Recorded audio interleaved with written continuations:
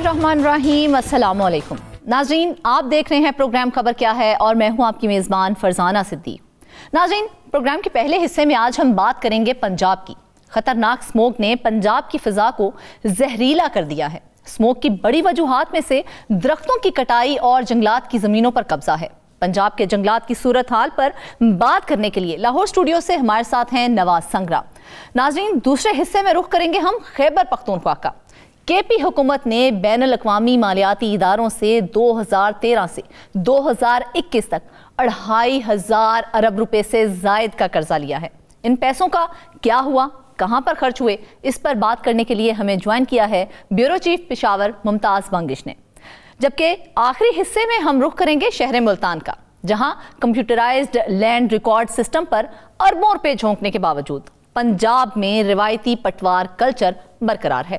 पटवार कल्चर के खात्मे के लिए पंजाब हुकूमत ने अराजी रिकॉर्ड सिस्टम मंसूबा शुरू किया था, जिसे 12 साल बाद भी मुकम्मल तौर पर फाल नहीं किया जा सका। इस पर बात करने के लिए मुल्तान से हमें ज्वाइन किया है शेख अरसलान ने।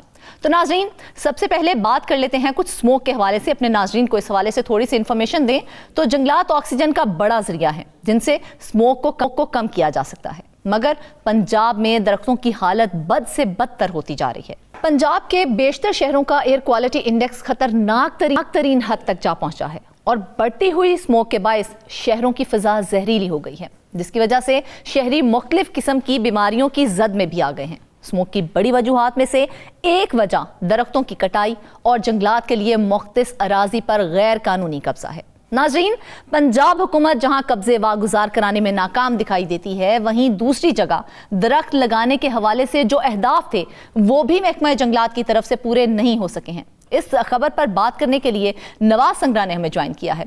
नवाज, ये कि स्मोक के खात्मे में सबसे बड़ा किरदार दरख्तों का है। पाकिस्तान में कितने फीसद रकबे पर जंगलात मौजूद हैं? जी बिल्कुल, जिस तरह आपने शुरू में बड़ी तफसील से बात की है कि सबसे बड़ा जो स्मोक के खात्मे की जो बड़ी वजह हो सकती है वो दरख्त हो सकते हैं, लेकिन अनफॉर्चुनेटली हमारे यहाँ सूरत हाल जो है वो बिल्कुल बदतर है। अगर हम पंजाब की बात करें तो पंजाब में 3.2% रकबा जो है उस पर जंगलात मौजूद हैं, जबकि अगर हम इंटरनेशनल स्टैंडर्ड्स की बात करें तो इंटरनेशनल स्टैंडर्ड्स के मुताबिक किसी भी मुल्क में जो टोटल रकबा होता है उसके 25% रकबे पर जो है वो जंगलात होने चाहिए। लेकिन सूरत हाल आपने देख ली कि पंजाब में किस तरह जो है वो 25% की बजाय 3.2% रकबा महज जो है वो जंगलात ने कवर किया हुआ है। बाकी सारा जो है वो या तो मैदानी इलाका है या एक और अलमिया हमारे साथ ये हुआ है कि हमारी जो ज़मीनें थी वो हाउसिंग सोसाइटीज़ में कवर हो गई हैं। ये भी बताया जा रहा है कि एक बड़ी वजह जो स्मोक की है वो हाउसिंग सोसाइटी हैं।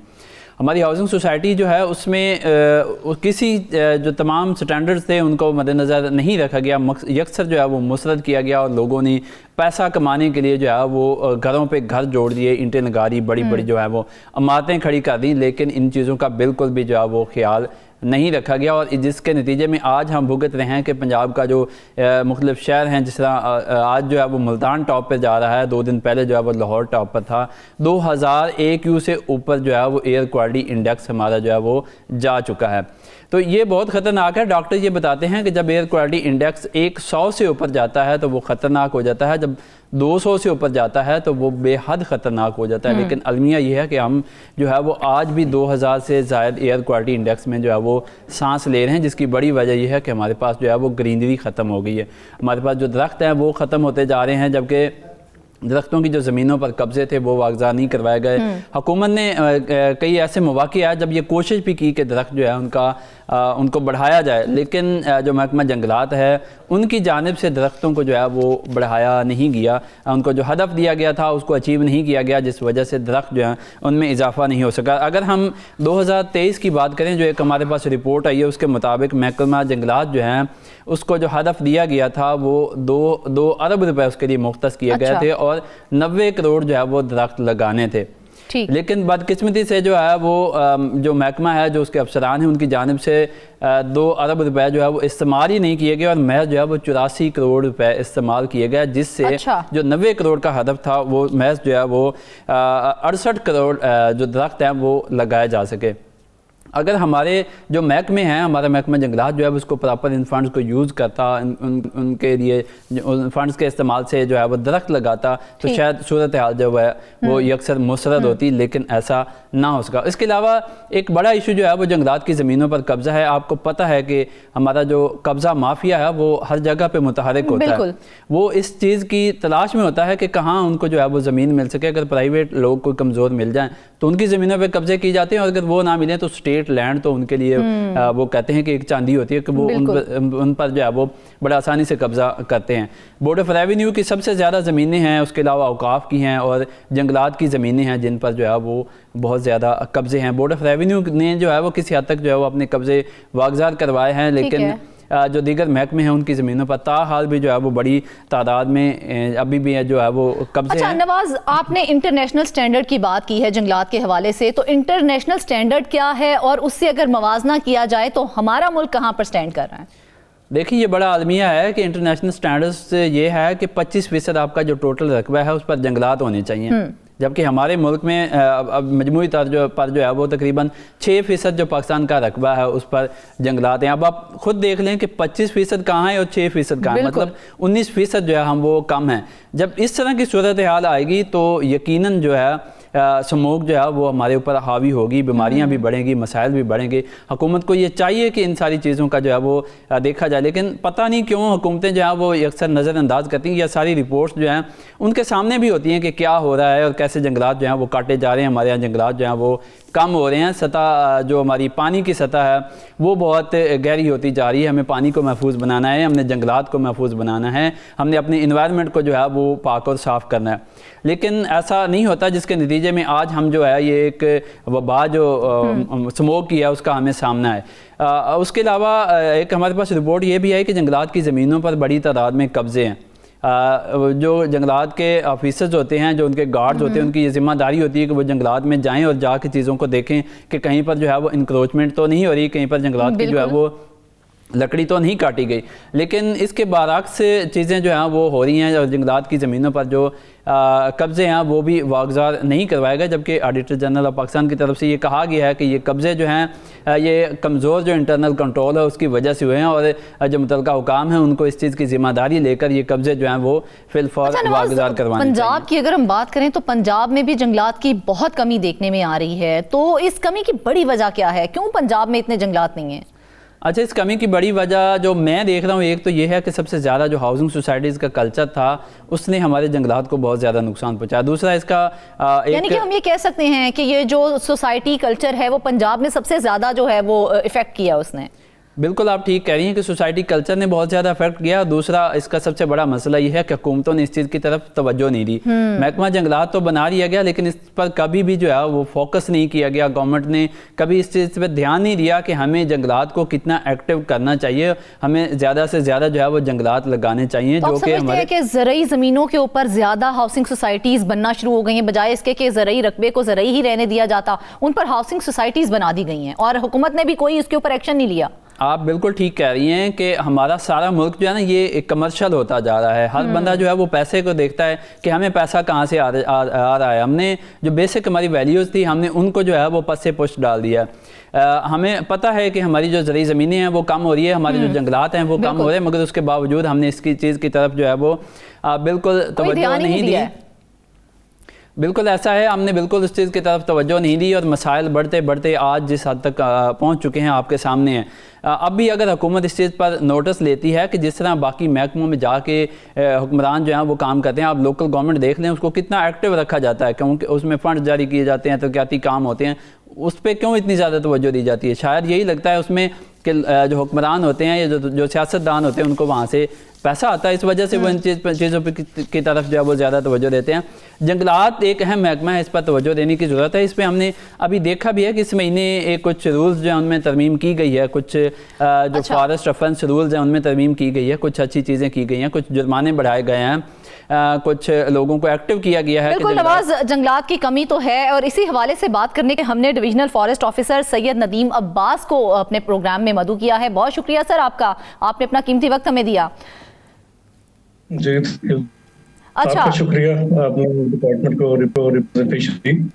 ندیم عباس صاحب، کیا وجہ ہے کہ اتنی جنگلات کی کمی کیوں دیکھنے میں آ رہی ہے؟ انٹرنیشنل سٹینڈرڈز کو دیکھا جائے تو 25% رقبے پر جنگلات ہونا ضروری ہیں. جب ہم اپنے ملک کی بات کریں تو یہاں 6% سے بھی کم دکھائی دیتے ہیں جنگلات. جی بات بالکل درست ہے کہ انٹرنیشنل جو سٹینڈرڈز ہیں کہ 25% آف ٹوٹل لینڈ ایریا کا فارسٹ کور ہونا چاہیے. یہ سائنٹسٹ نے ایک اڈاپٹ کی تھی چیز کہ اگر ہم پورا ارتھ دیکھیں تو وہاں پہ جو خشکی کا خطہ ہے قدرت نے، نیچر نے، اللہ تعالیٰ نے وہاں پہ 25% کو جنگلات سے کور کیا ہوا. تو اسی سٹینڈرڈ کو انہوں نے بنا کے کہا کہ اگر ہم کسی بھی علاقے کی ماحولیاتی جو ریکوائرمنٹس ہیں ان کو پورا کرنا چاہتے ہیں اور وہاں کے لوگوں کے لیے بہترین آب و ہوا اور ان کی جو اس سے وابستہ ضروریات ہیں ان کو پورا کرنے کے لیے اس ایریا کا 25% جو ہے وہ انڈر فارسٹ ہونا چاہیے. لیکن پاکستان کی جو حالت ہے، جو ہماری ٹوپوگرافی ہے، جو ہمارا خطہ ہے، اس میں یہ نیچر کے طور پہ پاسبل نہیں ہے. چونکہ ہم جو ہیں وہ اس خطے میں ہمارا ملک پایا جاتا ہے کہ جہاں پہ 25% ہونا ایک ناممکن سی چیز ہے، لیکن کوشش کی جا رہی ہے کہ میکسیمم جتنا ہو سکے. تو فارسٹ ڈپارٹمنٹ اپنا رول بہتر انداز سے پلے کر رہا ہے، میکسیمم شجرکاری کی جا رہی ہے. اور میں آپ کو بتاتا چلوں کہ اگر ہم صوبہ پنجاب کی بات کریں تو صوبہ پنجاب کا جو ٹوٹل لینڈ ایریا ہے وہ تقریباً 50 کروڑ ایکڑ میں ہے، جس میں سے یہ کہہ لیں کہ جو اس کا 3.25% ایریا ہے وہ فارسٹ کے پاس ہے. اب اگر بات کی جائے کہ پنجاب کا کتنا ایریا انڈر فارسٹ کور ہے تو وہ ہمارا اس کا 3.3 کے قریب ہے. 3.3% کے قریب پنجاب کا ایریا انڈر فارسٹ کور ہے. تو ہمارے پاس ایک تو لمیٹیشن ہے کہ پنجاب ڈپارٹمنٹ کو جو ایریا دیا گیا ہوا ہے وہ ایریا ہی 3.25 ہے کہ اگر ہم میکسیمم اس کو پلانٹ اپ کر، جو کہ تقریباً پلانٹ اپ ہو چکا ہے، اس کا کہہ لیں کہ 5 سے 10% ایریا باقی بچا جس کو ہم نے ٹوٹل جو فارسٹ ایریا ہے اس کو کور کرنا ہے.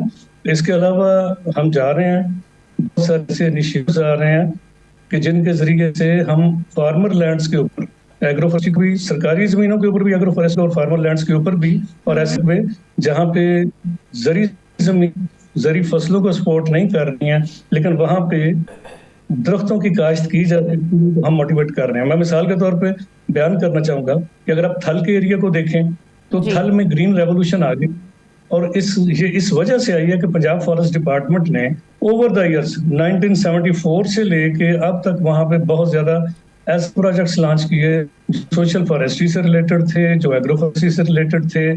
تو اس کا نتیجہ یہ نکلا کہ وہاں کے لوگوں نے، چونکہ وہ زرعی فصلوں کے لیے مناسب رقبہ نہیں تھا، تو انہوں نے فارسٹری کرافٹس کو اڈاپٹ کیا، اور آج آپ وہاں پہ جا کے دیکھیں کہ لوگوں کی معاشی حالت بھی بہتر ہوئی ہے، اور جو وہ ایریا تھا جو بیرن تھا، بنجر تھا، ریگستان کی صورت پیش کرتا تھا، وہاں پہ اب فارسٹ کور انتہا سے زیادہ. اگر آپ گوگل کریں گے تو آپ کو پتہ چلے گا کہ وہاں پہ گرین ریولوشن آ چکی ہے، اور وہ یہ ڈسکوری اس کی وجہ سے بڑھا ہے.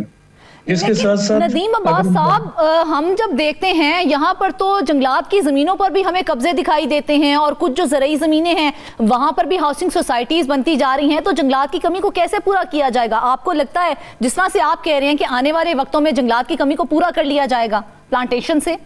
میں آپ کو یہ ایک پرسیپشن ہے ہمارے معاشرے میں کہ جنگلات کی کمی. میں آپ کو ایک بتاتا ہوں کہ پہلے فارسٹ ڈپارٹمنٹ کمرشل فارسٹری کے اوپر تھا کہ ہم فارسٹ کو ریز کرتے تھے، ان کو کمرشلی جب ان کی روٹیشن ایج پوری ہو جاتی تھی اس کی لکڑی کو مارکیٹ کر کے ریونیو کماتے تھے. ٹھیک. اب پچھلے 15 سالوں سے ہمارے فارسٹ ڈپارٹمنٹ نے شفٹ کر دیا ہے انوائرمنٹل فارسٹری کے اوپر. اب گورنمنٹ ہم سے ریونیو ڈیمانڈ نہیں کرتی، اب وہ ہم سے یہ چاہ رہے ہیں کہ ہم جتنے بھی فارسٹ موجود ہیں ان کی پروٹیکشن کریں، ان کو مینٹین کریں، جو انوائرمنٹ کو کنٹریبیوٹ کریں، اور زیادہ سے زیادہ شجرکاری کریں تاکہ جو اس وقت کلائمیٹ چینج کی وجہ سے مسائل پاکستان فیس کر رہا ہے ہم ان سے چھٹکارا پا سکیں. اچھا، نواز سنگرا ہمارے ساتھ موجود ہیں، انہوں نے کافی ریسرچ کی ہے اس حوالے سے. نواز، آپ ندیم صاحب سے کوئی سوال کرنا چاہیں؟ ندیم صاحب، میرا سوال آپ سے یہ ہے کہ جس طرح آپ نے افینس رولز جو ہیں ان میں جو ترمیم کی ہے اس کے مطابق آپ نے کچھ ریوارڈز بھی رکھے ہیں کہ جو آپ کے امپلائز جو ریکوری کروائیں گے ان کو آپ ریوارڈز دیں گے. اس میں جو سب سے آخری چیز ہے وہ یہ ہے کہ 2 لاکھ سے 5 لاکھ تک کے جو بندہ ریکوری کروائے گا اس کو 35% جو ہے وہ اس کو دیا جائے گا. تو جب ایک سرکار کا امپلائی ہے جس کو آپ تنخواہ دے رہے ہیں اس کو ریوارڈ دینے کی کیا ضرورت ہے؟ اور جب آپ نے اتنا بڑا شیئر اس کا رکھ دیا 35%، تو وہ جس طرح ہمارا ایک کلچر ہے وہ تو جنگلات کی حفاظت کرنے کی بجائے سب سے زیادہ جو ہے وہ اس چیز پہ دھیان دے گا جہاں سے اس کو پیسہ آئے گا. تو یہ کیوں ہے؟ جی یہ دیکھیں، یہ اس کے دو پہلو بنتے ہیں. آپ نے اس کے منفی پہلو کو سامنے رکھا، آپ اس کے اگر پازیٹو پہلو کو سامنے رکھیں تو آپ کو پتہ چلے گا کہ ہمارے جو فارسٹ امپلائیز ہیں وہ اپنی جانوں کے نذرانے تک پیش کر رہے ہیں اپنے جنگلات کی حفاظت کے لیے، اپنے درختوں کی حفاظت کے لیے. کہیں پہ آگ لگتی ہے تو ہمارے فارسٹ والے وہاں پہ فائر پروٹیکشن فورس کے طور پہ کام کر رہے ہوتے ہیں. کہیں پہ اگر کوئی لکڑی کاٹی گئی ہے تو ان کے ذمہ لگ جاتا ہے اور وہ اس چیز کو انشور کرتے ہیں کہ وہ چور تک پہنچیں، اس کو قرار کی سزا دلوائیں. تو جب ہمارے فیلڈ کے عملہ کو اتنی زیادہ تگودو کرنی پڑتی ہے، چونکہ یہ فارسٹ ایک اوپن پراپرٹی ہے اور ہمارے فارسٹ کے امپلائیز 24 آورز اس کی نگرانی کر رہے ہوتے ہیں اور اس کو دیکھ رہے ہوتے ہیں، تو ان کے لیے ایک انکریجمنٹ کے طور پہ یہ کوئی پہلی دفعہ اس طرح نہیں ہوا. انگریز کے زمانے سے اس طرح سے تھا کہ جب بھی کوئی ایسی واردات ہوتی تھی کہ جس جنگل کا نقصان ہوتا تھا تو جو بھی فیلڈ کا عملہ اعلیٰ کارکردگی دکھاتے ہوئے اس نقصان کو ریکور کرتا تھا. یہ آپ ذہن میں رکھیں کہ نقصان کی ریکوری کرنے کو وہ ریوارڈ ہے، یہ نہیں ہے کہ وہ نقصان ہونے کی صورت میں ریوارڈ دیا جا رہا ہے. اگر اتنی افینس رولز میں آپ دیکھیں گے، کیا یہ ان کی ڈیوٹی کا حصہ نہیں ہے کہ وہ نقصان ہونے ہی نہ دیں؟ دیکھیں وہ بالکل 24 گھنٹے اسی کام کے اوپر لگے ہوئے ہیں. اب دیکھیں میں آپ کو ایک بات بتا رہا ہوں کہ یہ ایک اوپن پراپرٹی ہے. ہمارے فارسٹ گارڈ کے پاس آپ اندازہ لگیں کہ ایک فارسٹ گارڈ ہے اور اس کے پاس جو ایریا ہے وہ سینکڑوں کلومیٹرز میں بھی ہو سکتا ہے، وہ کم از کم 70-80 کلومیٹر تو نارمل ہر کسی کے پاس ہوتا ہے. وہ سارے کو ویجیلنٹلی 24 آورز کر رہا ہوتا ہے.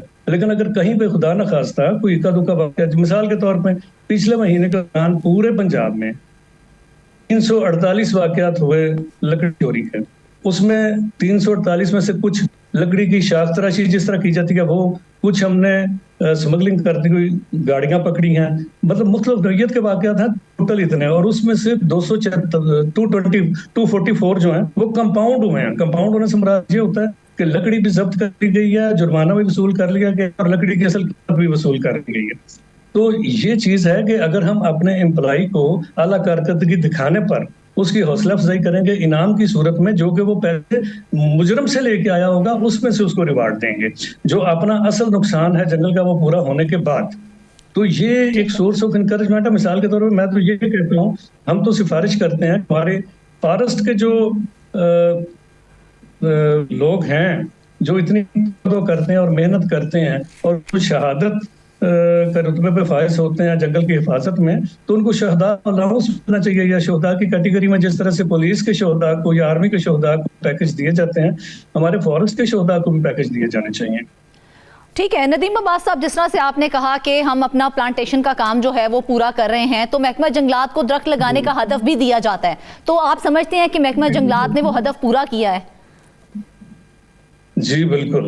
یہ اگر اس چیز کو دیکھیں نا تو میں آپ کو بتاتا ہوں کہ اس وقت ہمارے ہاں دو طرح کے کام چل رہے ہوتے ہیں فارسٹ ڈپارٹمنٹ میں. ایک نارمل فارسٹ ہم کہتے ہیں اور ایک ہم کہتے ہیں ڈیولپمنٹ اسکیمز کے ذریعے سے.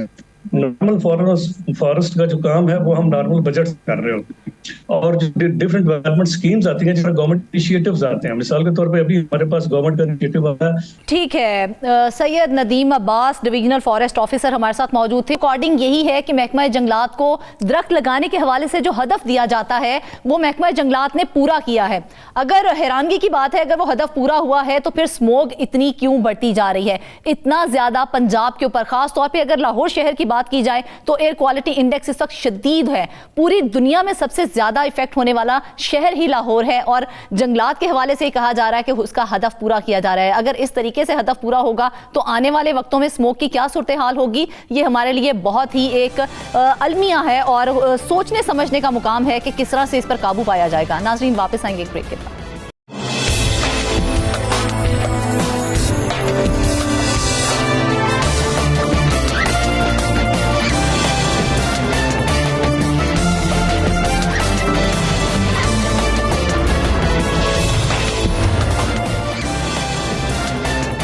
ویلکم بیک ناظرین. آپ کو بتائیں کہ پاکستان تحریک انصاف کی حکومت نے 2013 سے 2021 کے دوران بین الاقوامی مالیاتی اداروں، ایشیائی ترقیاتی بینک اور دیگر اداروں سے تقریباً 2500 ارب روپے کا قرض لیا ہے.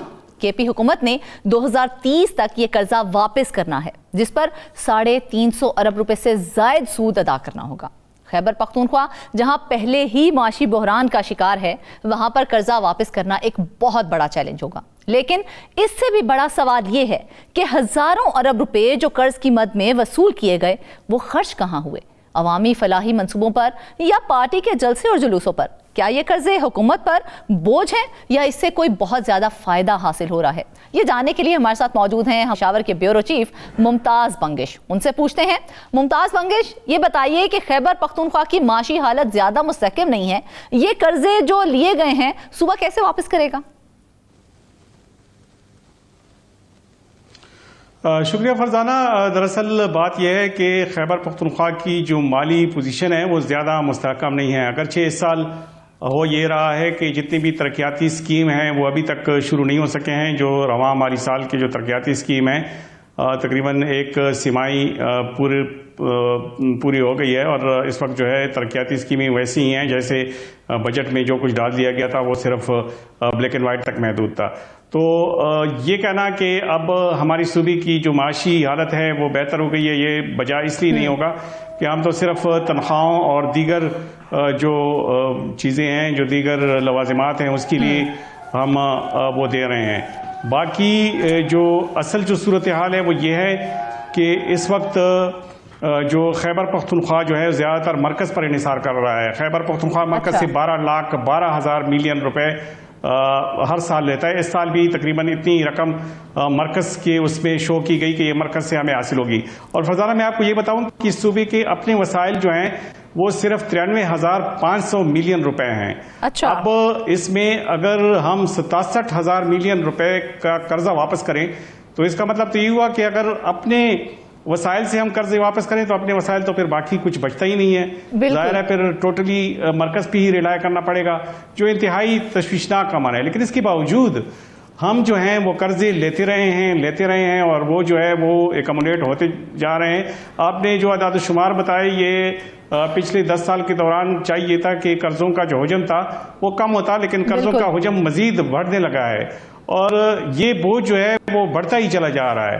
اس کے لیے خیبر پختونخوا حکومت کا کہنا یہ ہے کہ چونکہ جو کرنسی میں جو اونچ نیچ ہوتی ہے اس کی وجہ سے یہ مسائل پیدا ہو رہے ہیں، لیکن اصل صورتحال یہ ہے کہ اتنے بڑے بڑے اداروں سے جو قرضے لیے جا رہے ہیں اس کی جو واپسی کا جو میکانزم ہے وہ اس وقت تو طے کیا گیا ہے، لیکن اگلے 4-5 سالوں میں جب یہ سارے قرضے جو ہیں وہ واجب الادا ہو جائیں گے، اب تک تو کچھ قرضے ایسی بھی ہیں کہ جو ابھی تک اس کی قسطیں مل رہی ہیں، لیکن جب یہ سارے قسطیں جو ہے پوری ہو جائیں اور سب پورے کا پورا قرضہ واپس کرنا پڑ جائے تو پھر خیبر پختونخوا حکومت کو کیا کرنا پڑے گا؟ کوئی ایسا لائحہ عمل موجود نہیں ہے، کوئی مستقبل کے لیے کوئی ایسی حکمت عملی نہیں بنائی گئی کہ آنے والے دنوں میں حکومت جو ہے اتنے جو لاکھوں ملین روپے کے قرضے ہیں وہ کس طرح واپس کریں گے۔ بالکل ممتاز، جس طرح سے آپ بتا رہے ہیں کہ کے پی حکومت کی جو معاشی صورتحال ہے وہ خاصی ایسے مستحکم نہیں ہے اور ابھی تک قرضوں کی جو ہے وہ قسطیں آ رہی ہیں، جب ادائیگی کا وقت آئے گا تو کیا صورتحال ہوگی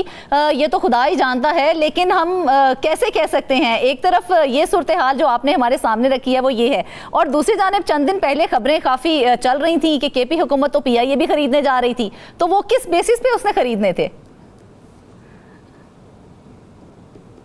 اصل میں بعض چیزیں ایسی ہوتی ہیں کہ وہ صرف بلیک اینڈ وائٹ تک محدود ہوتی ہیں۔ مثال کے طور پر انہوں نے ایک ٹرانسمیشن لائن کا افتتاح کیا اور اس میں یہ کہا گیا کہ اسے سالانہ 7 ارب روپے کی آمدنی حاصل ہوگی، تو انہوں نے اسی وقت پی آئی اے کی 10 لاکھ وہ یہ کہا کہ جو 10 ارب روپے کی جو آکشن ان کی جو آفر ہوئی ہے تو وہ جو ہے وہ خیبر پختونخوا حکومت اسے زیادہ دے دے گا، لیکن اگر عملاً دیکھا جائے تو کیا یہ جتنی بھی یہ جو آمدنی شو کی گئی ہے کیا یہ وہ ابھی آ رہی ہے؟ ابھی تو آ نہیں رہی ہے، وہ تو ظاہر ہے پچھلے ایک سال آنے والے ایک سال کے بعد جب یہ آمدنی شروع ہو جائے گی مختلف وسائل سے تو پھر یہ دیکھا جائے گا کہ خیبر پختونخوا میں آمدنی کتنی ہے، اپنے وسائل کتنے ہیں۔ اگر پی آئی اے کا خریدنا جو ہے یہ جو مرکز سے جو ہمارا حصہ ہے این ایف سی میں بجلی کا خالص منافع ہے دیگر جو ڈویزیبل پول سے آنے ہیں، اگر اسی سے خریدنا ہے تو یہ تو مشکل اس لیے بھی ہے کہ صوبے کے اپنے مسائل بھی ہیں، صوبے کی اپنی ضروریات بھی ہیں، وہ بھی پوری کرنے ہیں. جب تک کہ آپ معدنیات یہاں پہ ایک بڑا شعبہ ہے لیکن اس کی ایکسپلوریشن کے لیے کچھ نہیں کہا جا رہا. اور دوسری بات یہ کہ جو ابھی میں نے بات کی کہ یہ جو قرضوں کی مالیت ہے وہ بڑھتی چلی جا رہی ہے. بالکل. قرضوں کی مالیت اس وقت ہے 6,79,547 بلین روپے صوبے نے قرض لیے ہوئے ہیں، اور ان قرضوں پہ صرف سود کی مد میں خیبر پختونخوا کو 1,48,000 ملین روپے دینا پڑے گا. حالانکہ یہ پچھلے سال کی اعداد و شمار کو دیکھا جائے تو پچھلے سال قرضوں کا یہ حجم جو تھا یہ 5,30,000 ملین روپے تھا. تو اس کا مطلب یہ ہے کہ یہ 13.73% اس میں اس سے زیادہ اضافہ ہوا. بلکہ حکومت کا کہنا یہ ہے کہ جو 13.73 روپے چونکہ روپے کی قدر میں کمی ہوئی ہے تو اس لیے اس کی مالیت جو ہے وہ بڑھ گئی ہے، چونکہ وہ ڈالرز میں تھے تو اس لیے روپے کی قدر میں کمی ہو گئی ہے، تو وہ جو بوجھ ہے وہ زیادہ بڑھ گیا ہے. لیکن اس کا یہ مطلب یہ ہے کہ اکثر ہم جو سنتے آتے ہیں کہ پچھلے چند سالوں میں خیبر پختونخوا میں قرضوں کا بوجھ بہت زیادہ بڑھ گیا ہے، تو اس کا مطلب ہے کہ یہ بالکل صحیح کہا جاتا ہے، ایسا ہی ہے؟ بالکل قرضوں کا بوجھ بڑھ گیا ہے. خیبر پختونخوا نے کل 107 قسم کے قرضے لیے ہیں. یہ قرضے مختلف منصوبوں کے لیے لیے گئے. 107 میں سے 32 قرضے جو ہیں اس کی قسطیں اب مل رہی ہیں. اس کا مطلب ہے کہ یہ تو زیادہ بوجھ نہیں ہے کہ حکومت کے پاس وہ قرضوں کی مد میں کچھ نہ کچھ وہ آ رہا ہے. لیکن دوسری جانب ہم دیکھ رہے ہیں کہ خیبر پختونخوا میں جو دیگر جو قرضے ہیں، مطلب 107 میں سے 32 قرضوں کی قسطیں مل رہی ہیں اور 75 قرضے جو ہیں مکمل طور پر کمپلیٹ ہو چکے ہیں. جس کی واپسی ابھی جاری ہے. پچھلے ایک سال میں خیبر پختونخوا حکومت نے کوئی 38,000 ملین روپے کے قرضے واپس کیے. پچھلے سال 24,000 ملین روپے کا اصل قرضہ ادا کیا گیا اور سود کی مد میں کوئی 13,000 ملین روپے ادا کی گئی. اس سال یہ ہدف رکھا گیا ہے کہ 67,000 ملین روپے قرضوں کی ادائیگی میں دی جائیں گے، اور اس کی اگر ہم حساب لگا لیں جو اصل قرضہ ہے اس 67,000 میں صرف 40,000 ملین روپے ہے اور 2,700 ملین روپے سود کی مد میں ادا کرنے پڑیں گے. تو اگر یہ صورتحال دیکھی جائے تو یہ واقعی قرضے لینے کے حوالے سے ہی سارے معاملات دیکھے جا رہے ہیں، ادائیگی سے کسی طور پہ سوچا نہیں جا رہا ہے کہ اس کی ادائیگی کیسے کی جائے گی؟ فرزانہ، یہی تو سب سے بڑا مسئلہ ہے. قرضوں کی ادائیگی کوئی آسان کام نہیں. جس طرح سے میں نے آپ کو پہلے بتایا کہ جو قرضے لیے گئے ہیں، جس کی قسطیں مل رہی ہیں، وہ ظاہر ہے وہ تو ابھی حکومت پہ بوجھ نہیں ہے. لیکن جب یہ قرضے پورے ہو جائیں گے، مثال کے طور پر 107 میں سے 32 کی جو قسطیں ہیں وہ مل رہی ہیں اور 75 قرضے ایسے ہیں کہ جس کی واپسی جاری ہے. اگر 75 میں سے یہ سارے کمپلیٹ ہو جائیں، اس کی قسطیں مکمل ہو جائیں اور 107 قرضے مکمل کرنے پڑیں، تو حکومت نے کوئی ایسی اسٹریٹجی ڈرا نہیں کی ہے کہ جس کی بنیاد پہ یہ کہا جا سکے کہ 107 قسم کے جو یہ قرضے ہیں یہ کیسے واپس کیے جائیں گے. ابھی جو میں نے آپ کو بتایا کہ 67,000 ملین روپے جو ہے یہ جو واپس کر رہے ہیں، اس میں 40,000 صرف قرضہ ہے اور 2,700 ملین روپے جو ہے وہ سود ہے. تو اس طرح اگر 107 قرضے جب ہمیں 3-4 سال بعد واپس کرنے پڑ جائیں تو آپ اندازہ لگائیں کہ کتنی جو پرنسپل اماؤنٹ ہے وہ ہمیں دینی پڑے گی اور کتنی جو اس کی انٹرسٹ ریٹ ہے وہ اس میں اس کے حساب سے دینا پڑے گا. اگر اس حساب سے حساب لگایا جائے تو یہی جا رہے ہیں، ہم دیکھیں ان میں تو کوئی رکاوٹ نہیں آ رہی ہے، قرضے تو لیے جا رہے ہیں. اگر ہم ان مقاصد کی بات کر لیں کہ صوبے نے یہ قرضے کس مقاصد کے لیے لیے ہیں اور کیا وہ مقاصد پورے بھی کیے گئے ہیں ان قرضوں کی مد میں؟ اس کا جواب سمپل سا نفی میں ہے. ہاں، اس ایک حد تک ہے. مثال کے طور پر اگر آپ سب سے جو بڑا قرضہ ہے پچھلے ایک سال کے دوران جو ایشین ڈیولپمنٹ بینک سے لیا گیا $80 ملین کا سیکیورٹی فوڈ سیکیورٹی کے پروجیکٹ میں، تو میرا نہیں خیال کہ اس سے وہ مطلوبہ جو ہدف ہے وہ پورا ہوگا فوڈ سیکیورٹی کے لحاظ سے. لیکن یہ کہا جا سکتا ہے کہ اس سے ہم امید رکھی جا سکتی ہے. لیکن اس سے پہلے جو قرضے لیے گئے سب سے زیادہ قرضہ ٹرانسپورٹ کی مد میں لیا گیا، جس میں BRT کا قرضہ بھی شامل ہے. یہ قرضہ جو ہے تقریباً 2,18,000 ملین روپے کے برابر ہے. ٹھیک ہے، BRT تو بن گیا. BRT کی جو سہولت ہے وہ لوگوں کو مل بھی رہی ہے، اس کے فوائد حاصل ہو رہے ہیں، اس سے منافع بھی کسی حد تک آ رہا ہے. لیکن اس کے لیے جو پہلے سے یہ طے کیا گیا تھا کہ BRT کو ہم منافع بخش بنائیں گے اور اس کا جو خرچہ ہے وہ BRT ہی پہ خرچ ہوگا، مطلب حکومت کو اس پہ اضافی رقم نہیں دینے پڑے گی. وہ اس کا جو मकसद था वो पूरा नहीं होगा। इसके अलावा हम दूसरी मिसाल एक लेते हैं। माशी तरक्की के लिए हुकूमत ने 85,000 मिलियन रुपए लिए थे। अब माशी तरक्की क्या हो गई उस कर्जे के बाद? कोई नहीं है। हुकूमत में तो कोई ऐसी तब्दीली नहीं आई कि जिसकी बिना पर आप ये कह सकते हैं कि सूबे में पिछले 2-3 साल में माशी तरक्की हो गई। या एनर्जी के लिए 73,000 मिलियन रुपए लिए गए, तो एनर्जी तो वैसी ही है, अभी भी लोड शेडिंग का सामना है। अभी जो सोलराइजेशन का जो स्कीम है वो अभी शुरू हुआ है, वो कम से कम इस कर्जे से शुरू नहीं किया जा रहा, बल्कि इसलिए तो बैंक ऑफ खैबर और दूसरी उससे मजीद उसके साथ मुफाहमत की यादाश्तें दस्तखत हुई हैं और वो एक अलग मंसूबा होगा। इसी तरह एजुकेशन के लिए 6,996 मिलियन रुपए लिए गए हैं। तो क्या एजुकेशन में कोई तब्दीली आ गई? कोई तब्दीली नहीं आई। जो 10 साल पहले का एजुकेशन का निज़ाम था वही फरसुदा निज़ाम आज भी चल रहा है। सेहत के शोबे में ऐसे कौन से महकमे हैं, उन महकमों के ऐसे कौन से प्रोजेक्ट्स हैं जिनके लिए कर्जे लिए गए, और फिर वहां पे कौन से ऐसे महकमे हैं जिनमें तरक्की हमें नजर आए? तरक्की तो मेरा ख्याल है एजुकेशन में हमें कोई तरक्की नजर नहीं आई। पाशी के लिए 286 मिलियन रुपए लिए गए, उसकी तरक्की नजर नहीं आई। इंडस्ट्री के लिए थोड़े से कर्जे लिए गए, लेकिन कोई हमें यानी कि जिस प्रोजेक्ट के लिए कर्जा लिया गया उसी में तरक्की हमें नजर नहीं आएगी, बाकियों में शायद आ जाए। जी बिल्कुल फरजाना, वाटर और शहरी इंफ्रास्ट्रक्चर के लिए हुकूमत ने 37,099 मिलियन रुपए लिए गए। और अब सूबे की हालत यह है कि अक्सर लोग जो है वो जोड़ का पानी पीने पे मजबूर हैं। पिछले प्रोग्राम ने हमने निशानदेही की थी कि ऐसे इलाके भी हैं कि जहां पे लोगों को नलके का पानी मैसर नहीं है। जब सूरत हाल ये हो तो ये 37,099 मिलियन रुपए जो है ये कहां पे चले गए, इसका क्या फायदा हुआ? कोई तब्दीली आ गई? कोई किसी एक जिले को कोई मॉडल जिला बना देते और कम से कम ये कह देते कि जो कर्जा लिया गया है उससे एक जिले की हालत बेहतर हुई है, लेकिन ऐसा कुछ नजर नहीं आ रहा। इसी तरह दूसरी शोबे भी है, मुख्तलिफ शोबों के लिए जो कर्जे लिए गए हैं उसमें सिवाय BRT की कि जिसका इंफ्रास्ट्रक्चर नजर आ रहा है, बसें चल रही हैं, बाकी हमें कोई इस तरह की चीज नजर नहीं आ रही कि हम ये कह सके कि इन कर्जों से ये इंफ्रास्ट्रक्चर बेहतर हुआ है या कोई तरक्की आ रही है या कोई माशी तरक्की हो रही है। कोई इस किस्म की कोई ऐसी तरक्की हमें नजर नहीं आती। जो पिछले साल जो फूड सिक्योरिटी के लिए एशियन डेवलपमेंट बैंक से जो कर्जा लिया गया था उसमें वो तकरीबन 22,000 मिलियन रुपए है और ये कर्जा 20 साल में अदा किया जाएगा। ठीक है, इस वक्त तो हमने अपनी मईशत को बेहतर बनाने के लिए उसमें जो 22,000 मिलियन रुपए है उसकी एक किस्त उस पर डाल दिया है और किसी वक्त तक ये जो सूरत हाल है ये बेहतर नजर आएगी। लेकिन जब 20 साल बाद हम ये कर्जा वापस करेंगे तो इसकी मालियत कहां तक पहुंची होगी, उस वक्त डॉलर का रेट क्या होगा और हमें क्या जो फ्लोटिंग रेट है उस इंटरेस्ट से उस रेट से इंटरेस्ट देना पड़ेगा या फिक्स रेट से इंटरेस्ट देना पड़ेगा।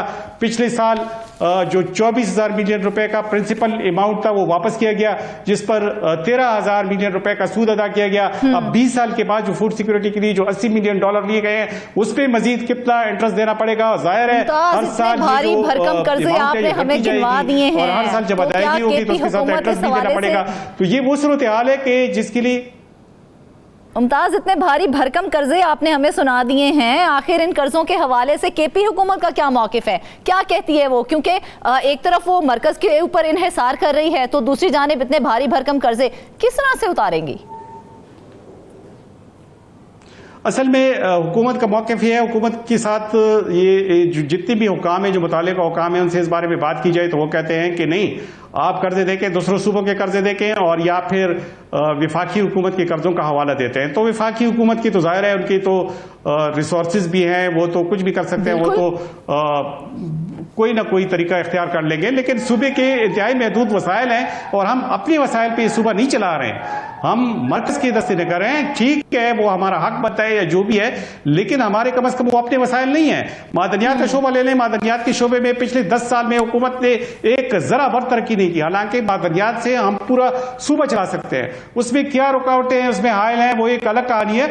लेकिन हुकूमत की तरफ से कोई इस किस्म की सीरियस किस्म के स्टेप नहीं लिए गए ताकि अपने वसाइल बनाएं। ऑयल एंड गैस के शोबे में हुकूमत ने एक कंपनी भी बना दी है, अब गैस भी निकाला जा रहा है, लेकिन अपने तौर पे कोई इस तरह का स्टेप नहीं है कि वो गैस की एक्सप्लोरेशन के लिए कोशिश करे और ज्यादा से ज्यादा गैस और ऑयल की मद में काम करे ताकि अपने सूबे की जो वसाइल है उसको उसे बढ़ा दे। अब ये सूरत हाल इस तरह से जारी रही तो आपने हमें हाईलाइट किया है मुमताज, अगर वो इन प्रोजेक्ट्स के ऊपर काम करती है, गैस के हवाले से जो आपने प्रोजेक्ट्स आपने हमें बताए हैं, केपी हुकूमत अगर इनके ऊपर काम करती है तो क्या आने वाले वक्तों में उससे फायदा हासिल हो सकता है? इतना रेवेन्यू जनरेट कर सकते हैं ये प्रोजेक्ट्स? اصل میں جو اگر حکومت اس پہ کام کرے تو ریونیو کو جنریٹ کیا جا سکتا ہے، لیکن اس کے لیے ان کو وسائل ڈھونڈنے پڑیں گے. ہمارے جتنے بھی وسائل ہیں وہ ابھی اس کی اجازت نہیں دیتے کہ ہم اسے قرضے ادا کر سکیں. میں نے آپ کو بتایا کہ ہم زیادہ تر چونکہ مرکز پہ ریلائے کر رہے ہیں تو اس لیے ہمارے قرضے اتنے نہیں ہیں، قرضے ہمارے اتنے زیادہ ہیں کہ ہم اسے خود اپنے وسائل سے ادا نہیں کر سکتے. کے باوجود بھی ممتاز کے پی حکومت کے پاس کیا اتنے ریسورسز نہیں ہیں کہ وہ اس طرح کے پروجیکٹ شروع کر سکے؟ یہی تو مسئلہ ہے. اگر معدنیات میں بھی وہ کام کرے تو وہ اس کے لیے زیادہ وسائل لگانے کی ضرورت نہیں ہے، بلکہ وہ جو ایگزسٹنگ معدنیات ہیں ان کو ایکسپلور کر کے اس سے کافی کما سکتے ہیں، وہ لیز دے سکتے ہیں. اس وقت لیز نہیں مل رہے ہیں، مختلف قسم کے جیم سٹونز ہیں، دیگر منرلز ہیں، کوئلہ ہے، اس سے کافی فائدہ اٹھایا جا سکتا ہے. لیکن ہماری مشکل صورتحال ہمیں یہ ہے کہ جو زم اضلاع ہیں وہاں پہ ابھی تک جو کوئلے کی کانیں اور دیگر منرلز ہیں، دیگر جو معدنیات ہیں، اس سے ابھی تک استفادہ نہیں کیا جا سکتا ہے. اس میں حکومت کی غفلت بھی ہے. حالانکہ اس سلسلے میں پہلے 1 سال 2-3-4 سال پہلے حالانکہ قانون سازی بھی ہو چکی ہے، لیکن ابھی تک اسے استفادہ نہیں ہو سکتا. بالکل دیکھا جائے تو کے پی حکومت اگر بک کی بجائے کام کے اوپر انحصار کرے تو اچھا ریونیو جنریٹ بھی کر سکتی ہے اور اپنے قرضے بھی اتار سکتی ہے، بجائے اس کے کہ مرکز کے اوپر انحصار کرے، وہ اپنے ہی پروجیکٹس کے اوپر، اپنے ہی کاموں کے اوپر اگر توجہ دے تو وہ سارا کا سارا قرضہ بھی اتار سکتی ہے. ناظرین واپس آئیں گے ایک بریک کے بعد.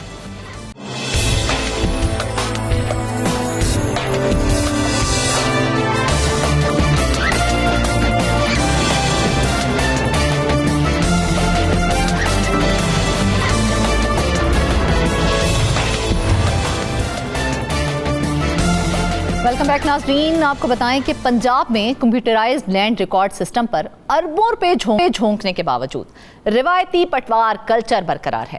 ملتان سمیت جنوبی پنجاب کے سینکڑوں مواضعات کا ریکارڈ آن لائن یا کمپیوٹرائز نہیں ہو سکا ہے. آپ کو بتائیں کہ پنجاب حکومت نے 2012 میں عالمی بینک کے اشتراک سے لینڈ ریکارڈ سسٹم منصوبے کا آغاز کیا تھا. صوبے بھر کی طرح پنجاب، جنوبی پنجاب جو ہے اس میں بھی اراضی ریکارڈ سینٹر قائم کیے گئے جن کی تعمیر پر کروڑوں روپے خرچ ہوئے، مگر اس منصوبے کو 12 برسوں بعد بھی مکمل طور پر فعال نہیں کیا جا سکا ہے. ریکارڈ آن لائن یا کمپیوٹرائزڈ نہ ہونے کے باعث عوام پٹواریوں کے رحم و کرم پر ہیں. مزید تفصیلات جان لیتے ہیں اپنے نمائندے شیخ ارسلان سے. ارسلان، سب سے پہلے تو یہ بتائیں کہ لینڈ ریکارڈ کو آن لائن کرنے کا پروگرام کب شروع ہوا اور اس کی ضرورت کیوں پیش آئی؟ بسم اللہ الرحمن الرحیم. جی فرزانہ، آج جو معاملہ اٹھا رہے ہیں جنوبی پنجاب ہی نہیں بلکہ پورے پنجاب کی آواز ہے. برے صغیر پاک و ہند میں یہ سالہ سال صدیوں سے گورے کا بنایا ہوا یہ نظام آج بھی رائج ہے. پٹوار کلچر کا خاتمہ بالکل ممکن نہیں ہو سکا. سال 2012 میں اس وقت کی حکومت نے جب یہ دیکھا کہ عوام میں پٹواریوں کے خلاف شدید نفرت ہے اور کرپشن کی تو بے انتہا سینکڑوں نہیں ہزاروں کیسز جو ہیں وہ سامنے آ رہے ہیں، تو انہوں نے عوامی نفرت کو مد نظر رکھتے ہوئے یہ فیصلہ کیا کہ کیوں نہ اس کو ریکارڈ آن لائن کیا جائے، ریکارڈ تمام مواضعات کا. اور اس طرح انہوں نے ورلڈ بینک کے اشتراک سے جو ہے یہ منصوبہ بنایا. اس میں جو بیوروکریسی تھی پنجاب کی وہ بھی متحرک ہوئی اور انہوں نے جو ہے ان کو بیوروکریسی کو بھی اس میں اس اقدام کے لیے کروڑوں روپے آنریری اعزازیہ بھی دیا گیا. کروڑوں لاکھوں کروڑوں نہیں بلکہ اربوں روپے اراضی ریکارڈ سینٹرز پہ لگے، ان کے قیام پر لگے، بھرتیاں ہوئیں. اس میں service centre officials, data entry operators اور اسسٹنٹ ڈائریکٹر لینڈ ریکارڈز جو ہیں وہ ان کو بھرتی کیا گیا. اور یہ ایک پورا پیراڈائم شفٹ کیا انہوں نے کہ ہم یہ نظام بالکل پٹوار کلچر کا خاتمہ کریں گے. اور یہ حکومت نے جو ہے یہ پلان تو بنا لیا لیکن اس پر عمل درآمد نہ ہو سکا. وہ اس لیے نہیں ہو سکا کیونکہ پٹواری جو ہے وہ اس وقت ہم کہہ سکتے ہیں کہ وہ اتنا بااثر ہے، اتنا مضبوط ہے کہ وہ بیوروکریسی کی بھی مجبوری ہے، وہ سیاستدانوں کی بھی مجبوری ہے. وہ یہ سسٹم کو مکمل طور پہ ختم کرنے کے لیے جو ہے وہ بیچ میں وہ اس کی جو ہے وہ آڑے آ جاتا ہے. وہ تو ہم اگر مزید بات کریں اس حوالے سے کہ حکومت کی جانب سے جو ہے وہ پٹوار کلچر کے خاتمے کے لیے اقدامات کیے تو گئے لیکن اس میں جو عملی اقدامات تھے وہ آج تک ہمیں نظر نہیں آئے. آج بھی تمام اضلاع کی تمام تحصیلوں کے تمام مواضعات آن لائن نہیں ہو سکے، ان کا ریکارڈ آن لائن نہیں ہو سکا. ہر جگہ ہر تحصیل میں درجنوں مواضعات ہلکا یا جس کو ہم موضع بھی کہتے ہیں، ایک موضع تو موضوعات جو ہیں وہ درجنوں موضوعات جو ہیں وہ اس وقت مینول ہیں اور وہ کمپیوٹرائز نہیں ہو سکے، اور وہ اس وقت پٹواریوں کے پاس ہیں، اور پٹواری ہی ان کی جو ہے وہ ریکارڈ رکھ کے بیٹھا ہوتا ہے، اور پٹواری کے پاس ہی عوام کو جانا پڑتا ہے۔ تو یہ جو ریکارڈ ہے ہونے کی کیا وجہ سامنے آئی؟ کیونکہ اربوں روپیہ لگا دیا گیا ہے، اس کے باوجود بھی پٹوار کلچر کو ختم نہیں کیا جا سکا۔ اکثر یہ دیکھا گیا ہے کہ کہا جاتا ہے کہ فنڈز کی کمی کی وجہ سے منصوبہ جو ہے وہ پایا تکمیل تک نہیں پہنچ سکا، فعال نہیں ہو سکا۔ یہاں پہ کیا رکاوٹ سامنے آ رہی ہے؟ نہیں، فنڈز کی کوئی کمی نہیں ہے، فنڈز کی کوئی کمی نہیں ہے۔ بیوروکریسی جو ہے ہماری جو ہے وہ بہت ہی ایک معصوم سا اور جو ہے نا انجان بن کے جواب دیتے ہیں بیوروکریسی ہماری، کہ چونکہ یہ پہلا فیز جو تھا وہ 2012 میں شروع کیا گیا، جس میں جو تمام اضلاع کے جو تحصیلوں کے چھوٹے موضوعات تھے، موضوعات تھے، ان کو ہم نے سوچا کہ ان کو جو ہے کمپیوٹرائز کیا جائے، تو وہ ہم نے کر بھی لیا۔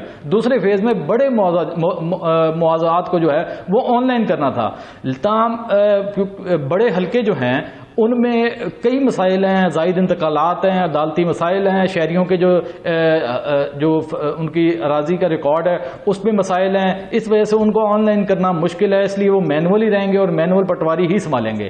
تو یہ بیوروکریسی جو ہے اس میں آڑے آ رہی ہے، یہ حکومت، یہ تو ہم فیصلہ عوام پہ چھوڑتے ہیں۔ اچھا ارسلان، ہم اراضی ریکارڈ سینٹرز کی اگر بات کر لیں تو اس کی کیا صورتحال ہے؟ اس وقت جنوبی پنجاب کے کتنے اضلاع میں یہ سینٹرز قائم ہیں؟ ہاں جی بالکل، اراضی ریکارڈ سینٹرز جو ہیں وہ جنوبی پنجاب کے تمام اضلاع میں قائم ہیں۔ جنوبی پنجاب کے تمام اضلاع کی تمام تحصیلوں میں اس وقت اراضی ریکارڈ سینٹرز کام کر رہے ہیں۔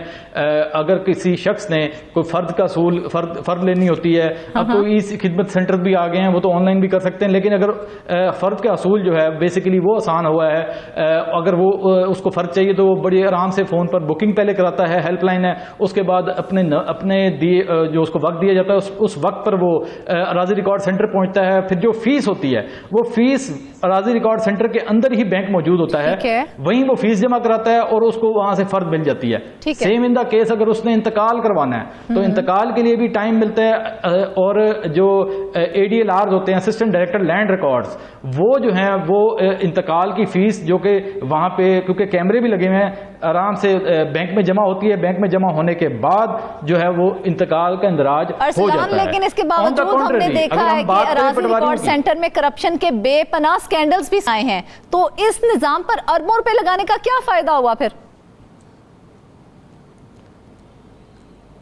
جی بالکل سامنے تو آئے ہیں، لیکن وہ اس مطلب کہ اس کی ریشو کم ہے۔ اب سرکاری افسران اور سرکاری ملازموں اور کرپشن کے نت نئے طریقے یعنی کہ اربوں پہ جھونکنے کے باوجود ہم یہ کہہ سکتے ہیں کہ ریشو میں کمی آئی ہے، ہم اس پہ مکمل طور پر قابو نہیں پا سکے ہیں۔ جی بالکل ایسی بات ہے، قابو نہیں پا سکے، کمی ضرور آئی ہے۔ سروس سینٹر آفیشلز ہو جائیں اور یہ جو ADLRs ہیں، اگر یہ انہوں نے کرپشن کی ہے تو اس طرح کی ہے کہ کسی شخص نے اپنا ناجائز کام اگر کروانا ہو تو وہ ان کو رشوت دیتا ہے آؤٹ آف آفس، وہاں پر ان کو رشوت آفر کر کے رشوت دے کر جی اپنا رشوت دے کے کام کرواتا ہے۔ آفس کے اندر کیونکہ کیمرے بھی لگے ہیں، سرویلنس ہے، مانیٹرنگ ہے، وہاں یہ کام نہیں ہوتا۔ اور یہ جو ہے کرپشن کے حوالے سے یہ گرفتار بھی ہوئے ہیں، ADLRs بھی، سروس سینٹر آفیشلز بھی، یہ بھی ہم نے دیکھنے میں آیا ہے۔ لیکن یہ وہی بات ہے کہ یہ ریشو کم ہے۔ جو پٹواریوں نے اس وقت تباہی مچائی ہے وہ تو اس کی تو ان گنت کہانیاں اس کی، کہ وہ الاٹمنٹ، زمین کی الاٹمنٹ ہو تو اس میں وہ کروڑوں روپے لیتے ہیں، کروڑوں روپے افسران کے نام پر، اور کیونکہ اراضی کی جو الاٹمنٹ ہوتی ہے وہ بھی کروڑوں اور اربوں میں ہوتی ہے۔ تو اسی طرح دیگر کام، اگر پٹواری کے پاس کوئی بندہ چلا جائے تو پہلے تو وہ اپنے آفس میں ملے گا نہیں، منشی، اس کا منشیوں کی پوری فوج ہوتی ہے، وہ منشی جو ہے وہ پہلے اراضی کی جو شخص آتا ہے فرد لینے، اس کو پہلے دیکھتا ہے کہ یہ کتنی مالیت کی اراضی ہے، اس حساب سے وہ فرد رشوت لے کے فرد وصول کرتا ہے 25-30 ہزار روپیہ 50 ہزار روپیہ 1 لاکھ روپیہ جو ہے وہ اپنے جزے اور اپنے حصے کے مطابق جو ہے وہ یہ رشوت لیتا ہے، جبکہ یہ اگر اراضی ریکارڈ سینٹر میں فرد لینی ہو تو صرف 500 یا 600 روپیہ فیس ہے اس کی سرکاری جو وہ ادا کرتا ہے بینک میں، اور وہاں سے یہ فرد مل جاتی ہے. یعنی کہ ارسلان ہم یہ کہہ سکتے ہیں کہ جس طرح سے آپ نے کہا کہ ریشو میں بھی کمی آئی ہے، تو کیا شہری کمپیوٹرائزڈ لینڈ ریکارڈ مینجمنٹ سے مطمئن ہے؟ ہاں جی بالکل مطمئن ہے، اور شہری تو جنوبی پنجاب کے شہری بالکل مطمئن ہے، اور شہریوں کا یہ مطالبہ ہے کہ یہ جو بیوروکریسی کا یہ اس وقت بہانہ ہے کہ یہ ریکارڈ جو ہے وہ کوئی مسائل ہیں، یہ ٹیکنیکل مسائل ہیں، یا اس میں یہ ہم کہہ دیں کہ عدالتی مسئلے ہیں اور اس وجہ سے زائد انتقالات ہیں، اور یہ ریکارڈ جو ہے وہ آن لائن نہیں ہو سک رہا، تو یہ کوئی بہانہ نہیں ہے. یہ معاملہ بھی حل طلب ہے، حل ہو سکتا ہے. اور کیونکہ جو چھوٹے حلقے تھے اس میں بھی یہ معاملات تھے، لیکن ان کو حل کیا نا انہوں نے، کمپیوٹرائز کیا. کمپیوٹرائز میں فرد میں جب فرد نکالی جاتی ہے تو پوری کھیوٹ اور پورے کھیوٹ کی فرد کھیوٹ کا ذکر ہوتا ہے اس میں، اور اس میں ایک خانہ بنا ہوا ہے جہاں پہ لکھا بھی ہوتا ہے کہ فلاں جگہ پر فلاں خسرے پر فلاں پلاٹ پر اسٹے ہے یا فلاں مسئلہ ہے. وہ فرد جو ہمیں کمپیوٹرائز ملتی ہے اس میں بھی مکمل معلومات ہوتی ہیں. تو یہ کوئی بہانہ نہیں ہے. جنوبی پنجاب کی عوام کا یہی کہنا ہے کہ یہ بیوروکریسی کا یہ جو ہے بہانہ یہ ٹھیک نہیں ہے، اور حکومت کو چاہیے کہ وہ موجودہ حکومت کو چاہیے کہ وہ عملی اقدامات کریں اور یہ پٹوار کلچر کا خاتمہ مکمل کریں، اور جو لینڈ ریکارڈ جو اراضی ریکارڈ ہے اس کو مکمل طور پہ کمپیوٹرائز کریں. چلیے ارسلان، عوام کی بات تو ہم نے کر لی ہے، حکومت کا بھی موقف جان لیتے ہیں. جنوبی پنجاب میں اراضی ریکارڈ کمپیوٹرائز کرنے کے حوالے سے حکومت کیا موقف دیتی ہے؟ جی حکومتی موقف، اب میں ضلعی انتظامیہ کے ایک افسر سے بات کر رہا تھا ابھی، تو ان کا یہی کہنا تھا کہ جیسے کہ سال 2012 میں یہ شروع ہوا تھا سسٹم، تو ہم نے یہ حکومت کی جانب سے پہلا فیز میں چھوٹے مواضعات جو تھے ان کو آن لائن کرنا تھا. اس کے بعد ہم نے پھر دوسرے، یہ نہیں کہ ہم نے چھوٹے، ہم نے بڑے مواضعات جو ہیں ان کو بھی آن لائن کیا ہے. لیکن ہر تحصیل، ہر ضلع میں، ہر ضلع اور ہر تحصیل میں چند موضع ایسے ہیں جہاں پر مسائل ہیں، جہاں پر مشکلات ہیں، اس وجہ سے وہ آن لائن نہیں ہو سکے. تو وہ آن لائن ہوں گے بھی نہیں. یہ صرف اور صرف دعوے ہیں کہ ہم کر لیں گے، وہ ہوں گے بھی نہیں، کیونکہ پٹواری جو ہے وہ اتنا بااثر ہے، اس کا ذمہ دار، اس کا جاگیردار، اس کا جو ہے صنعت کار، ہر کسی سے تعلق ہے، وہ اسی علاقے میں رہتا ہے، اور اتنا بااثر پٹواری ہوتا ہے کہ اگر اس کو کچھ کہا جائے تو ہم نے تو یہ بھی دیکھا ہے کہ بڑے بڑے افسران، ڈپٹی کمشنرز کے ایون تبادلے ہو جاتے ہیں. اور یہ جو پٹواری کی طرف سے نظرانے جاتے ہیں یہ صرف اسسٹنٹ کمشنرز اور ڈی سیز تک محدود نہیں ہوتے، یہ بڑے یہ مطلب اونچے لیول تک جاتے ہیں. یہی وجہ ہے کہ اس سسٹم کو جو ہے وہ ناکام کیا جا رہا ہے، اور پٹواری کا جو کردار ہے وہ بالکل ختم نہیں کیا جا رہا، اور پٹواری جو ہیں وہ ابھی بھی یہاں پہ براجمان ہے. ابھی بزدار دور میں تو یہ پٹواری کا جو عہدہ ہے اس کو تبدیل کر کے ولیج آفیسر اس کا نام رکھ دیا گیا. یہ بھی ایک بڑی مضحکہ خیز بات ہے کہ ولیج آفیسر اگر اس کو کہا جاتا ہے، اس کا گریڈ 7 تھا، انہوں نے کہا جی ہمارا گریڈ بڑھایا جائے پٹواریوں نے، تو انہوں نے اس کو ولیج آفیسر کا نام دے دیا. اور ولیج آفیسر کے نام تبدیل ہونے سے، جیسے پنجاب پولیس کی وردی جو ہے وہ کالی تھی اور وہ تبدیل ہوگی تو اس سے بھی کوئی فرق نہیں پڑا. اور اس طرح پٹواری کا جو نام تبدیل کر کے ولیج آفیسر کر دیا تو کوئی فرق نہیں پڑا. تو فرق تو کوئی نہیں پڑتا. نام تبدیل کرنے سے کردار تو نہیں بدل جائے گا نا ارسلان؟ جی کردار نہیں بدلتے. جی بالکل ایسے ہی ہے، بالکل ایسے ہی ہے. تو یہ جو پٹوار کلچر ہے اس کو ہم تو ختم کرنے میں بالکل ناکام دکھائی دے رہے ہیں. کسی اعلیٰ عہدیدار سے اس حوالے سے آپ نے بات کی کہ ہم پٹوار کلچر کو کس طرح سے ختم کریں؟ جی ایک اعلیٰ عہدیدار سے میری بات ہوئی ہے، لیکن انہوں نے ازراہ تفنن مجھ سے یہ بات کرتے ہوئے کہا، میں نے ان سے پوچھا کہ پٹوار کلچر ختم کریں اور آن لائن ریکارڈ کریں. شہری جو ہیں وہ انتہائی مشکلات کا شکار ہیں، اور ان کی درخواستیں ہیں، ان کی آہیں ہیں، ان کی ہر جگہ درخواستیں ہیں، ہر فورم پہ درخواستیں ہیں گئی ہوئی ہیں کہ یہ پٹوار کلچر ختم کیا جائے اور آن لائن ریکارڈ کیا جائے. تو انہوں نے ازراہ تفنن مجھے کہا کہ کیوں آپ ہمارے پیٹ پہ لات مارنے پر تلے ہوئے ہیں. تو ان کا مطلب انہوں نے بھی طنزیہ یہ کہا کہ کیونکہ پٹواری ہی ہے جو ضلع انتظامیہ کو فیڈ کرتا ہے. پٹواری تو پیادہ ہے ضلع انتظامیہ کا اور وہی فیڈ کرتا ہے کوئی مسئلہ ہو, فلڈ ہو, سیلاب کی صورتحال ہو یا امدادی کام کرنے ہوں تو پٹواریوں کے ہی ذمہ لگایا جاتا ہے کہ آپ جائیں حکومت کی جانب سے, ضلع انتظامیہ کے افسران کی جانب سے, کہ آپ جا کے ریلیف کیمپ قائم کریں, اس میں دیگیں پکوائیں, ان کو کھانا کھلائیں. وہ سرکاری خزانے سے کوئی پیسہ نہیں دیا جاتا. یہی وجہ ہے کہ پٹواری جو ہیں وہ عوام کو لوٹتے ہیں اور پھر عوام کو لوٹنے کے بعد جو ہے افسران کو خوش کرتے ہیں اور اپنی جیب بھی گرم کرتے ہیں. پٹواری اربوں روپے کے مالک بن چکے ہیں, اربوں کی جائیدادوں کے مالک بن چکے ہیں اس وقت. تو یہ نیب میں بھی کئی ملتان کے بھی اور جنوبی پنجاب کے کئی پٹواریوں کے ریفرنس گئے تھے جس وقت نیب طاقتور تھا. اب تو نیب تو تھلس ہو چکا ہے. جب نیب طاقتور تھا اس وقت ہم نے دیکھا کہ کئی پٹواریوں کے ریفرنس جو ہے وہ گئے اور ان کو سزا ہوئی. اس میں پٹواریوں کے اربوں روپے کے ایسٹس بیونڈ مینز ان کے جو ہیں وہ سامنے آئے تھے. اچھا ارسلان, کیا وجہ ہے, کمزوری کہاں پر دکھائی دیتی ہے کہ اربوں روپے لگا دیے گئے پنجاب میں کمپیوٹرائز لینڈ ریکارڈ سسٹم پر, اس کے باوجود مکمل فعال نہیں ہو سکا؟ کمزوری کہاں پر ہے, کس کو دور کیا جائے تاکہ پٹوار سسٹم کو ہم ختم کر سکیں؟ یہ تو فرزانہ یہی بات ہے کہ یہ ہائیبرڈ نظام چل رہا ہے, مینول سسٹم بھی چل رہا ہے, ساتھ آن لائن سسٹم بھی چل رہا ہے. یہ ہائیبرڈ سسٹم چل رہا ہے. تو ہم ایک سسٹم کیوں نہیں کر پا رہے ہیں؟ مینول اور ہائیبرڈ سسٹم کیوں ہم دو سسٹمز میں ہم پھنسے ہوئے ہیں؟ ہاں جی, وہ اس کی یہی وجہ ہے کہ اگر یہ تمام سسٹم جو ہے وہ کمپیوٹرائز کر دیا جائے تو ہمارے افسران, ہمارے حکومتی عہدیداران اور ہمارے جو اس وقت ہم پہ ہمارے جو بڑے افسران ہیں ان کے عللے تللے کون پورے کرے گا؟ یہی وجہ ہے. بیوروکریسی جو ہے وہ نہیں چاہتی کہ پٹوار کلچر مکمل خاتمہ ہو.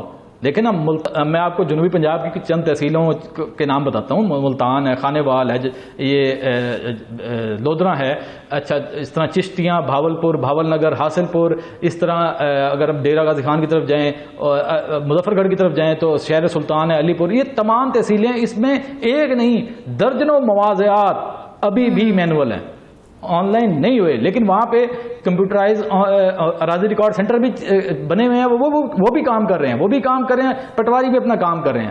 اور یہ جو مینول سسٹم ہے اس میں جو ہے وہ زیادہ نقصان ہے شہریوں کو. ارسلان, شہری کنفیوز نہیں ہو جاتے کہ آخر ہم کس سسٹم کے تحت چلیں تاکہ ہمارا کام پراپر طریقے سے ہو جائے؟ ہاں جی, بالکل اس طرح ہی ہے. شہری بالکل کنفیوز ہوتے ہیں. اور اگر بدقسمتی سے اگر کسی شہری نے فرد لینی ہو اور اس کو یہ پتہ چل جائے کہ اس کو فرد جو ہے وہ پٹواری سے ملے گی, اس کا جو موضع ہے وہ آن لائن نہیں ہوا, تو وہ سر پکڑ کے بیٹھ جاتا ہے اور پٹواری کی سفارش کے لیے جو ہے وہ ہاتھ پاؤں مارتا ہے. پھر سفارش نہ ہو تو وہ جو ہے وہ رشوت دیتا ہے, رشوت دے کر کام چلاتا ہے. سفارش بھی کام نہیں کرتی. سفارش اس حد تک ہوتی ہے کہ اگر آپ نے ₹1,00,000 رشوت لینی ہے تو چلو 50,000 لے لو, اس کو فرد دے دو. انتقال کرنا ہے, اگر آپ نے 5 لاکھ لینے ہیں تو 1 لاکھ میں اس کا انتقال کر دو. سفارش بھی اس حد تک ہوتی ہے. تو یہ یہاں پہ شہری جو ہے وہ انتہائی پریشان ہے جنوبی پنجاب کے, اور حکومت سے یہ مطالبہ انہوں نے کئی فورمز پہ کیا ہے. اور ہماری یہ پنجاب حکومت جو ہے وہ ماشاءاللہ دیکھا جائے تو انتہائی افسوس کی بات ہے, حکومت کی جانب سے اربوں روپے لگائے جاتے ہیں, منصوبے شروع کیے جاتے ہیں, لیکن انہی منصوبوں کے اوپر جو افسران براجمان ہوتے ہیں اپنی کرسیوں کے اوپر, وہ اپنی کرسی چھوڑنے کو تیار نہیں ہوتے تاکہ کرپشن کا ایک جو بازار ہے وہ اسی طرح سے گرم رہے اور وہ اس سے مستفید ہوتے رہیں, اور ایک جو سسٹم جس سے عوام کو سہولت ملنی ہے یا فائدہ پہنچنا ہے وہ فائدہ نہ پہنچے, صرف وہ فائدہ ان کی جیبوں میں جائے. ناظرین, آج کے پروگرام سے اتنا ہی. سب مہمانوں کا شکریہ, اپنی دعاؤں میں یاد رکھیے گا. اجازت دیجیے, اللہ حافظ.